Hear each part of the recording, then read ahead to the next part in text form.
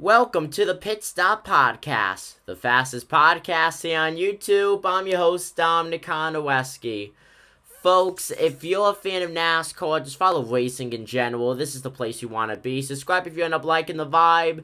And I gotta say, the Atlanta Motor Speedway, it has to be renamed to the Atlanta Super Speedway. What a race we had today.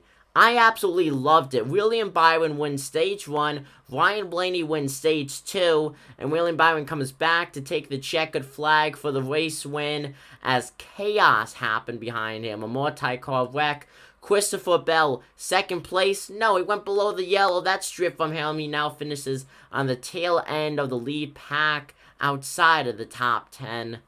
I gotta say, what a year it's been for Hendrick Motorsports. 3 wins with 1 different driver, 2 different drivers, 3 different drivers. Hendrick Motorsports is once again, well, it's been the team to beat. They are back to how they were back in 2012, 13, and 14. This is the team that everyone wants to be racing for and not against. What a race, though, for so many of these smaller teams. Spire Motorsports, Josh Bilicki, a top 20 finish, 17th place. Greg Biffle, New York Racing, outside of the top 20. Credit them with the 24th place finish. But that is so huge for a small team like NY Racing, as that's going to help with putting the car on track for future races due to the prize money and sponsorship payout. And it also helps get in future sponsorships. They will run in the top 20 a majority of this race. And you know what? No wonders, though. They have the Biff, a true veteran. It was just so nice to see these small teams perform.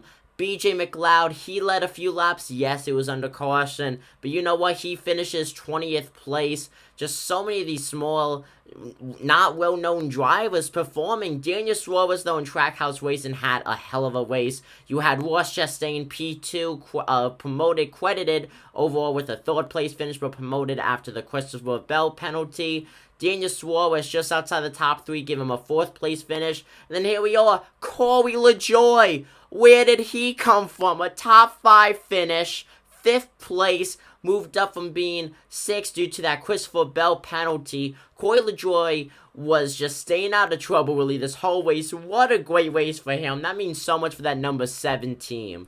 Folks, comment down below what you think of this race. I wish the NASCAR could race at Atlanta like every weekend. This was just such a huge race, and it was a packed house. You gotta love that for NASCAR. It is making its way back on to the map of the top 3 sports in America. There's no doubt about that. I'm Dom Nikonoweski. I told you guys this was a fast podcast.